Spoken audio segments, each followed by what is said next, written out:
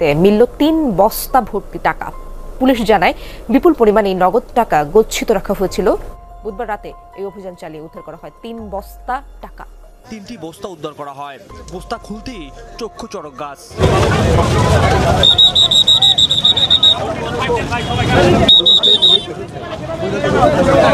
দর্শক, হঠাৎ করে বাসায় অভিযান চালিয়ে ৩ বস্তা টাকা উদ্ধার করেছে। ফেসে যাচ্ছেন সমন্বয়ক সহ উপদেষ্টারা। ইতিমধ্যেই স্বরাষ্ট্র উপদেষ্টাকে পুলিশ সেনাবাহিনী কোথায় নিয়ে যাচ্ছে তা দেখলে আপনি চমকে যাবেন। তাহলে কার বাসা থেকে এত টাকা উদ্ধার করেছে? তাহলে কি রুমিন ফারহানা ও বিএনপির কথাই সত্য যে উপদেষ্টারা দুর্নীতি করছে?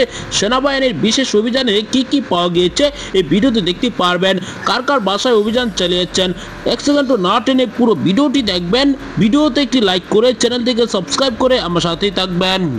রাজধানীর মোহাম্মদপুরের জেনেভা ক্যাম্পের একটি ফার্মেসিতে মিলল ৩ বস্তা ভর্তি টাকা। পুলিশ জানায় বিপুল পরিমাণে নগদ টাকা গচ্ছিত রাখা হয়েছিল ঈদে মাদক কেনাবেচার জন্য। টাকাগুলো জেনেভা ক্যাম্পের শীর্ষ মাদক কারবারি বুনিয়া সোহেলের বলে জানিয়েছে যৌথ বাহিনী। বুধবার রাতে এই অভিযান চালিয়ে উদ্ধার করা হয় ৩ বস্তা টাকা। অনেকদিন ধরেই ছিনতাই, ডাকাতি, খুনসহ নানা অপরাধের স্বর্গরাজ্য হয়ে উঠেছে রাজধানীর মোহাম্মদপুর। ঈদ ঘিরে রয়েছে অপরাধীদের সক্রিয় হয়ে ওঠার শঙ্কা। গোপন সংবাদের ভিত্তিতে বুধবার রাতে মোহাম্মদপুরের জেনেভা ক্যাম্পে অভিযানের নামে যৌথ বাহিনী অভিযান পরিচালনা করি আনুমানিক রাত 9:15টায়। মাদকের হটস্পট হিসেবে পরিচিত পুরো ক্যাম্পটি ঘিরে ফেলে আইন শৃঙ্খলা বাহিনী। এ সময় একটি ফার্মেসি থেকে 3টি বস্তা উদ্ধার করা হয়। বস্তা খুলতেই চক্ষু চড়ক গাছ। জিজ্ঞাসাবাদে দোকানদার ইসাক জানান, ক্যাম্পটির শীর্ষ মাদক কারবারি বুনিয়া সোহেল ভয় দেখিয়ে 3টি বস্তা রেখে যান তার ফার্মেসিতে। 20, 21, 22, 23, 24, 25, 26, 27। এরপর শুরু হয় টাকা গোনার পালা। 3টি বস্তায় মেলে প্রায় 2.5 কোটি টাকা। যৌথ বাহিনী বলছে মূলত এবার ঈদে লম্বা ছুটিতে ব্যাংক বন্ধ থাকায় মাদক কারবারের জন্য নগদ টাকা গচ্ছিত রাখা হয়। আপনারা দেখেছেন 2,45,02,520 টাকা আনুমানিক এটা উদ্ধার করতে সক্ষম হয়েছি। ঈদে যেহেতু ব্যাংক বন্ধ থাকবে, তো এই কারণে তারা এই টাকাটা মাদক কেনা বেচার জন্য এনেছিল। আমরা যাকে ধরেছি দোকানদার, ওষুধের দোকানদার, উনি বলেছেন যে এটা বুনিয়া সোহেলের টাকা। তো আমরা প্রাথমিকভাবে ধরে নিচ্ছি যে এটা বুনিয়া সোহেলের টাকা, সেই হিসেবে আমরা জব্দ তালিকা তৈরি করেছি। এদিকে অভিযানে বিভিন্ন ধরনের মাদকসহ কয়েকজনকে আটক করেছে যৌথ বাহিনী। ঈদে অপরাধ ঠেকাতে এ ধরনের অভিযান অব্যাহত রাখার কথাও জানান কর্মকর্তারা। মাদক এবং সন্ত্রাস কার্যক্রম আপনারা কিছুদিন আগে দেখেছেন যে মোহাম্মদপুরে 2 গ্রুপের মধ্যে সংঘর্ষ বা এইসব নিয়ে আমরা পর্যালোচনা করেই আমরা এরকম একটা বড় অপারেশন করার প্ল্যান করেছিলাম। গত বছরের অক্টোবরে বুনিয়া সোহেলকে সিলেট থেকে গ্রেপ্তার করেছিল র্যাব। তার অবস্থান সম্পর্কে নিশ্চিত নয় আইন শৃঙ্খলা রক্ষা বাহিনী।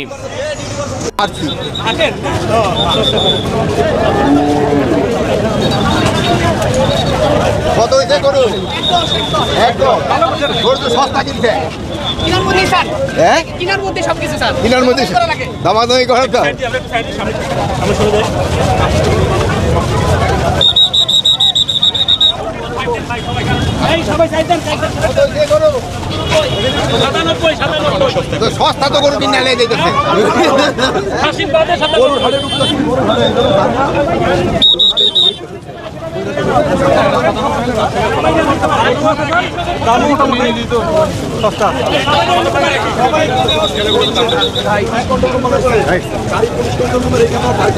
স্যার, আপনি কি গরু কিনেছেন এবার?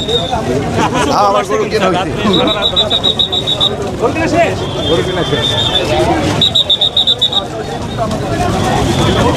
বাজার কোন দিকে? স্যার টাকা লাগবে না। না স্যার টাকা লাগবে না। দেড় সালাইতে না আর টাকা নিলে মানুষ মন্দ কইব না। দর্শক, স্বরাষ্ট্র উপদেষ্টা জাহাঙ্গীর আলম চৌধুরী তিনি কিছুক্ষণ আগে কমলাপুর রেল স্টেশন পরিদর্শনে এসেছিলেন। এই মুহূর্তে কমলাপুর রেল স্টেশন তিনি ত্যাগ করছেন। আমরা দেখতে পাচ্ছি স্বরাষ্ট্র উপদেষ্টা জাহাঙ্গীর আলম চৌধুরী তিনি কমলাপুরে এসে যাত্রীগণের সাথে কথা বলেছেন। তাদের কোনো ধরনের সমস্যায় পড়তে হয়েছে কিনা বা টিকিট করতে কোনো ধরনের ভোগান্তিতে পড়তে হয়েছে কিনা সেই বিষয়ে কিন্তু তিনি যাত্রীদের সাথে কথা বলেছেন। তিনি এই মুহূর্তে কমলাপুর রেল স্টেশন ত্যাগ করছেন। আমরা সেই দৃশ্য দেখতে পাচ্ছি। পরবর্তীতে তিনি মহাখালী বাস স্টেশনে যাবেন। সেখানে তিনি সেখানেও গিয়ে তিনি যাত্রীদের সাথে কথা বলবেন, তাদের সমস্যা শুনবেন, এমনকি কোনো ধরনের ভোগান্তিতে পড়তে হচ্ছে কিনা সে ব্যাপারে তিনি যাত্রীদের সাথে কথা বলবেন। স্যার স্যার আমার জন্য দোয়া করবেন আচ্ছা আচ্ছা আচ্ছা তোমার জন্য দোয়া করি আর ভাই ভালো থেকো হ্যাঁ স্যার আমার জন্য দোয়া করবেন ওরে টাকা আছে স্যার টাকা লাগবে না না না স্যার স্যার টাকা লাগবে আমি দিতাছি না আমি দিই আচ্ছা ঠিক আছে আসো দোয়া করো আমার জন্য দোয়া করো হ্যাঁ আচ্ছা ভাই সামনে দিন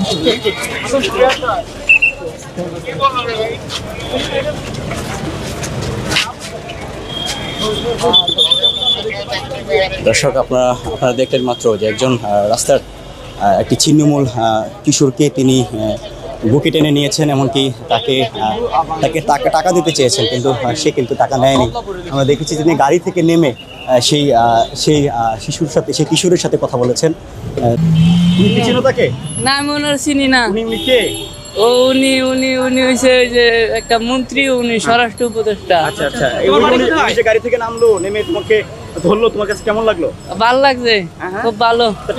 টাকা নেওনি কেন? টাকা নিলে পরে মানুষে মন্দ করব, টাকা নেওয়া যাইব না। এরা দেড় চালাইতেছে না, এরা তো টাকা নিলে মানুষে মন্দ করব না। তুমি কি করো এখানে? আমি কিছু করি না। আমি আচ্ছা আচ্ছা, এই যে এত বড় একজন কোথায়? তোমার বাড়ি কোথায়? আমার বাড়ি হচ্ছে ওই যে নেত্রকোনা খাইলা। আচ্ছা, তোমার কেমন লাগছে এই যে মন্ত্রী গাড়ি থেকে নেমে তোমার সাথে দেখা করলো? কেমন লাগছে? ভালো লাগছে, ভালো লাগছে, ভালো লাগছে, ভালো লাগছে। তুমি টাকা নিলা না কেন? আমার টাকা লাগতো না, ওনার দোয়া লাগলেই চল। প্রিয় দর্শক, ইতিমধ্যে অবগত আছেন যে স্বরাষ্ট্র উপদেষ্টা কিন্তু যেখানে যান সেখানে কিন্তু আলোচনার জন্ম দেন। তিনি হঠাৎ করেই এক হোটেলে উঠে পড়েন, হঠাৎ করে তিনি গরু কিনতে চলে যান, হঠাৎ করে তিনি দেখা যাচ্ছে যে শিশুকে টাকা দান করেন, এমনকি হঠাৎ করে থানায় রাতের বেলায় তিনি হাজির হয়ে যান। এরকম দৃশ্য কিন্তু স্বরাষ্ট্র উপদেষ্টা অহরহ ঘটিয়ে চলেছেন। দর্শক, এরকম দৃশ্য দেখে সকলে অভ্যস্ত। ইতিমধ্যেই আপনারা দেখেছেন তিনি কিন্তু সেনাবাহিনী পুলিশ নিয়ে গরু হাটে গিয়েছেন গরু কিনতে, সেখানে তিনি গরু কিনেছেন কুরবানি দেওয়ার জন্য। দর্শক, অন্যদিকে আপনারা দেখেছেন কিভাবে ঈদকে সামনে রেখে মাদক কারবারি চালানোর জন্য ব্যাপক প্রস্তুতি নিয়ে রেখেছিলেন ফার্মেসির লোকজন। তারা 3 বস্তা টাকা দোকানে লুকিয়ে রেখে ঈদের সামনে রেখে তারা মাদক কেনার জন্য কিন্তু এরকম টাকাগুলা রেখেছিলেন বলে সেনাবাহিনীর অভিযানে এরকম তথ্য ভেসে উঠেছে। দর্শক, আপনারা যে তথ্যগুলো পেয়েছেন এই ভিডিওতে, আপনার কি মতামত জানাবেন। পরবর্তী ভিডিওগুলো নিয়মিত সবার আগে পেতে চ্যানেলটিকে সাবস্ক্রাইব করে পাশে থাকা বেল বাটনটি অন করে দিবেন। আসসালামু আলাইকুম।